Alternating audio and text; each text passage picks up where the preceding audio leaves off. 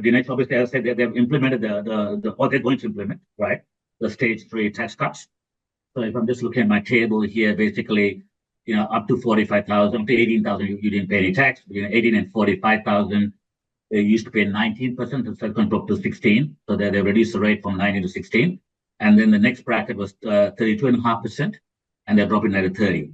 So that's where they're actually reducing the tax rate. So 19 becomes 16, and 32.5, and that 32.5 applies between 45,000 and 120,000. So that 32.5 becomes 30. And then thereafter, basically, they're just looking at the brackets, what we call bracket creep. So the 120,000 bracket goes to 135,000. So they'll lift that by 15,000. And the 180,000 goes to 190,000. So the first two, they've actually reduced the rates. The next two, they push the brackets out. In terms of tax savings, I know the treasurer put out average tax savings are about $1,600 per annum, right? So that's the average tax savings, right? But if somebody earning 80,000, just on the clock, so I hope I got this right. If somebody earning 80,000 will save about 1,600. Somebody earning 120,000 will save about 2,600. Somebody earning 135,000 will save about 3,700.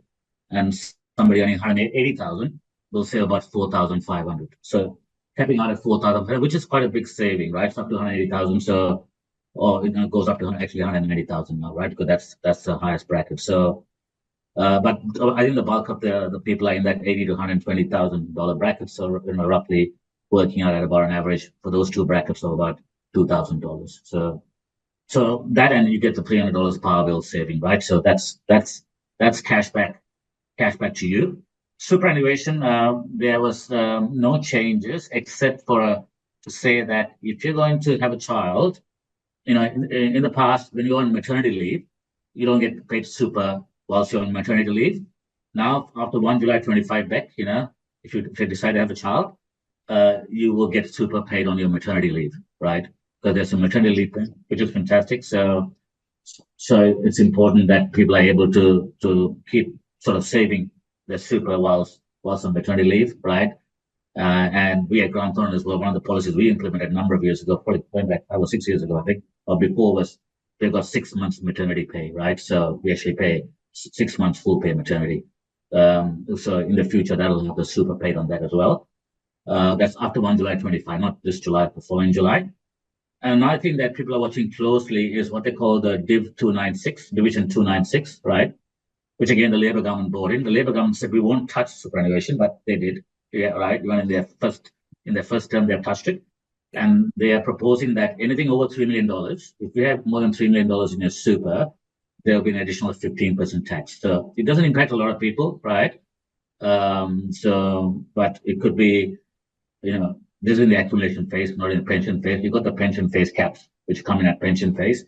In accumulation phase, there are some people who have accumulated more than 3 million, right? And these are people who have accumulated these funds prior to rules have changed. Now I think it's harder to get to that sort of number, right? And then you're going to have an extra 15% tax. And the catch is the extra 15% is also on unrealized gains. So up to now, it's always been unrealized, right? You don't pay tax on unrealized. So if you bought some shares and they've really done well, and they're sitting in your super fund, and your super fund is not worth more than $3 million, then you're going to pay an extra 15% unrealized. So they haven't gone through. They are just going through the early stages, through the process, through Parliament, and then will become law. Eventually, when it becomes law, it's not law yet, but we're hoping that this unrealized component, they'll deal with that. So, but as I say, that's something that was already on the cards. So the only change really in super is this maternity leave super payment, which comes into effect in July 25. So it's good that the personal tax rates are coming down. Dinesh, this is part of what we call, the tax reform, right? Structural tax reform, because Australia is heavily dependent. If you look at the government takings, about 44% comes from personal income tax, right? And that's too high, right? So because we're coming off a very high base. So the idea is that we are throwing away at that, probably not fast enough. And that's all about encouraging talent, right? So, we want people to come here, work here, do well, and then be able to take that money home as well, right? So we need to start bringing those tax brackets down. They come down from 47 to 45. They probably need to get down to, in the US, I think the highest is 36, right?